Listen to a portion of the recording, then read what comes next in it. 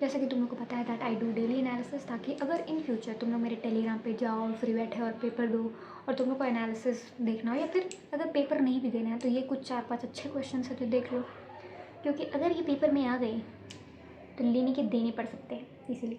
So now let's begin. This is the chapter. Physics का weightage काफ़ी अच्छा था, मतलब फिजिक्स में अच्छे अच्छे चैप्टर थे, बाकी ये सब तो चलो ठीक है, कुछ इतना नहीं था। तो begin with the first question. मैंने फिजिक्स का पहला क्वेश्चन ही गलत कर दिया। इसमें देखो मैंने क्या किया था, इसमें I did a minor mistake, जिसको माइनर नहीं बोलेंगे क्योंकि ये क्वेश्चन चाहे कितने साल के बाद भी मेरे से आता तो शायद यही मेरा अप्रोच होता। तो I read n sided polygon, तो आई डिड के देखो 4 है। कोई भी ऐसा क्वेश्चन होता है ना एन साइडेड वाला, तो आई अज्यूम करके एंड देन आई सॉल्व। तो मैंने देखो 4 मान लिया, फिर आर आर आर और ये आर, तो 3r/4। But what I did, 3 capital R/4। यहाँ पे रेजिस्टेंस आर पूरे वायर का दिया था, ठीक है, तो रेजिस्टेंस पूरे वायर का आर दिया था, इसका मतलब अगर एक का बात किया जाए तो वो R/n होना चाहिए।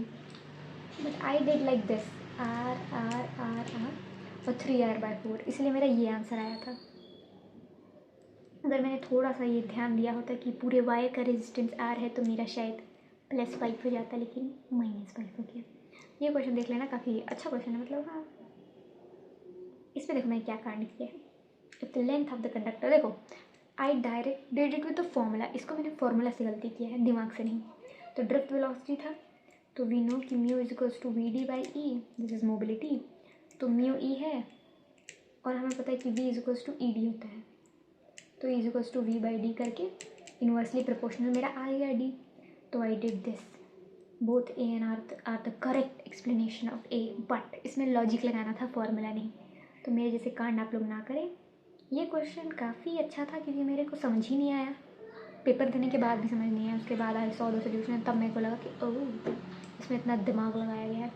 तो इसमें कुछ लिखा था पुल आउट सिमेट्रिकली, 2 मास है, तो इधर भी x/2 इधर भी x/2, but I did only one इधर। मैं दोनों जगह बराबर, मैं इक्वालिटी में मानती ही नहीं हूँ, इसलिए मैंने सिर्फ एक जगह किया और मैंने ये आंसर लाया जो कि गलत है। Equality is important. देख लो डार्क सर्कल्स आ गया मेरा, अब मेरा कम बैक होगा। ये तो देखो तुम लोग से फॉर्म, ये क्वेश्चन आई थिंक बहुत लोग का देखा हुआ होगा।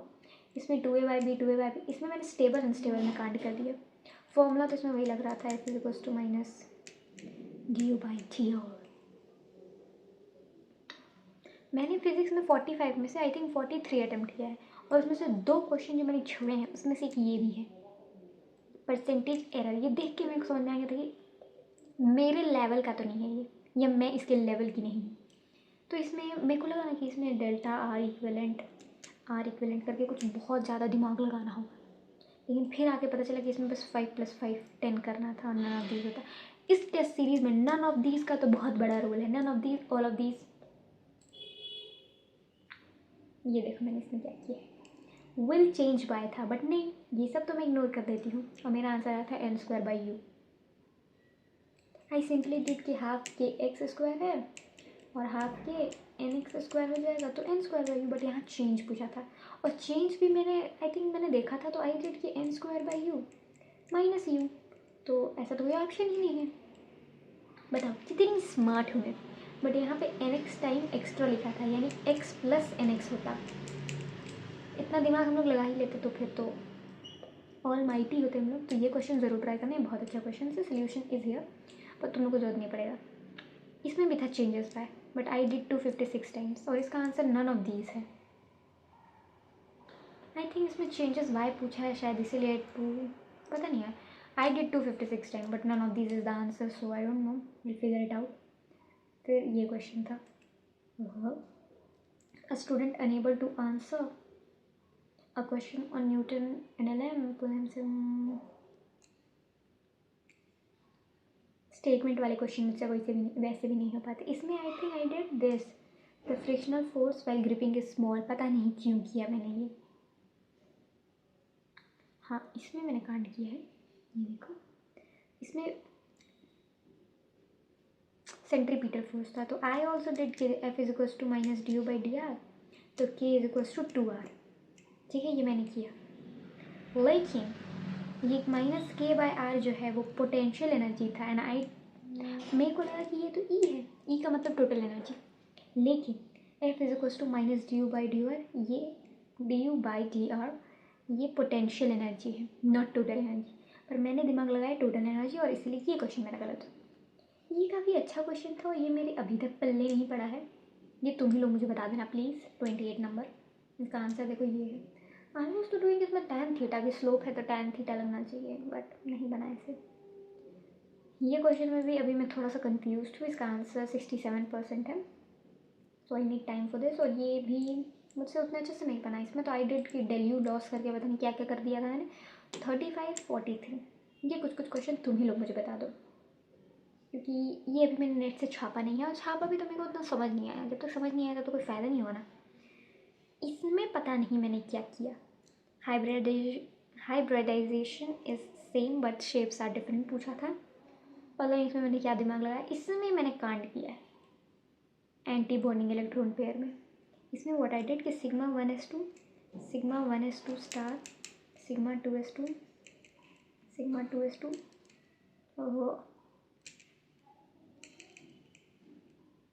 इतना मैंने तामझाम किया। And I did 2, 4, 6, 8, 10, 12, 14, 16, 18। Yes you heard me right. इसको मैंने 19 इलेक्ट्रॉन मान के किया था। मेरा आंसर 4 आया था। आई थॉट O2 मतलब 18। उस समय मेरा दिमाग ही नहीं चला, पता नहीं कैसे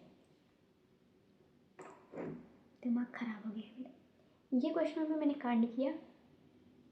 एक्चुअली इसमें मैंने क्या किया था, इसमें मेरा आंसर आई थिंक ऐसा आया था शायद, तो मुझे याद नहीं है। इसमें व्हाट आई डिड कि एच जो है वो वर्टिकल लाइन और हॉरिजॉन्टल लाइन का खेल होता है इसमें। तो यहाँ पे जो है ये हॉरिजॉन्टल लाइन पे था। इसका मतलब उल्टा होता है कि अगर आर आ रहा है एंटी क्लॉकवाइज है तो आर हो जाएगा और क्लॉकवाइज है तो एस हो जाएगा। बट मैंने अपना वो ट्रेडिशनल वे फॉलो किया, इसलिए मेरा गलत हो गया था। हाँ, ये मेरा अब सही हो चुका है। This is a correction.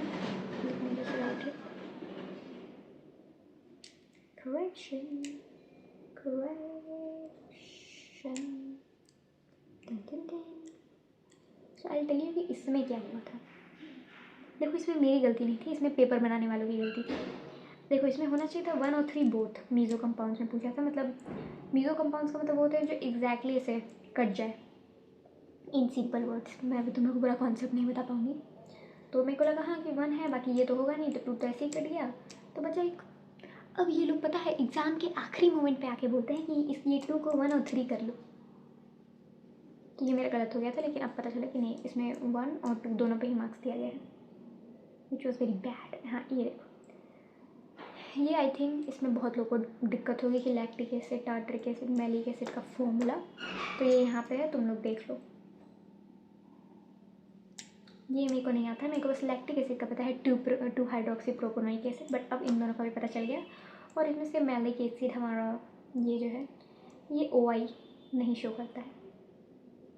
बाकी तो आई थिंक मैंने इतना कांड नहीं किया। मीज़ो कंपाउंड पूछा था, इसमें आई लेफ्ट दिस क्वेश्चन क्योंकि मेरे को सच में इतना समझ नहीं आ रहा था क्या मीज़ो है। और इसमें तो सिंपल कायरल कार्बन निकालने के बाद आई थिंक करना था।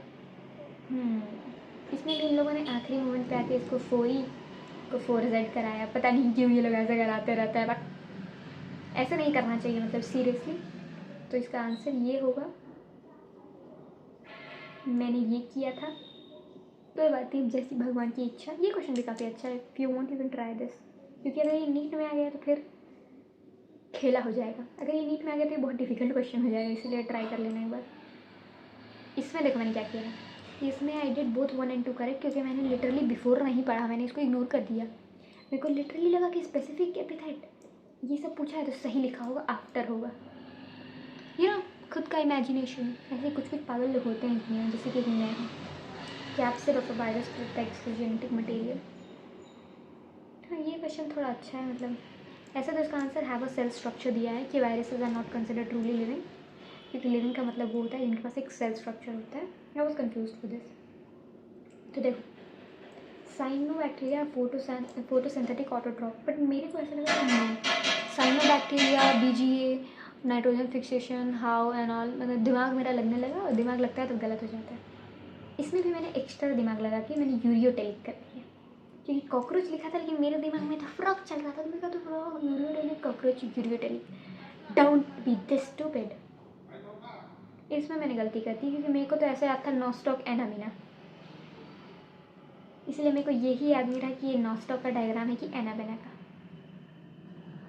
सो yup, this was the answer, I did this. और यही होता है, अगर दो ऑप्शन में मेरे को डाउट है ना तो हमेशा जो मैं सेलेक्ट करती हूँ वो गलत होता है। इसमें देखो मैंने क्या गलती की है, इसमें आई डिड सेकंड, क्योंकि मेरे को ऐसा लगा ना, तो तुम लोग को बताना जनरली, मेरे को ऐसा लगा कि अगर ये एजर्शन, नहीं ये सही है, मेरा ही दिमाग ख़राब है। अब मेरे को समझ में आ रहा है मैंने क्या कांड किया है। बिल्कुल सही, फ्रॉग पोइकिलोथर्मिक है इसीलिए तो जाता है। और मैंने सोचा कि नहीं एजर्शन रीजन होगा, रीजन एजर्शन होगा तब सही होगा, लेकिन हाँ एक ही बात है, दिमाग मत लगाओ मेरे जैसा। सिल्वर फिश आर्थ्रोपोडा का मेंबर है, ये चीज़ मेरे दिमाग से वहाँ नहीं समझ में आ रहा था मेरे को, सो आई लेफ्ट दिस क्वेश्चन। सो आज के पेपर में बस इतना ही, मैंने इतनी ही कांड की है। तो मिलते हैं अब नेक्स्ट वीडियो में, बाय बाय।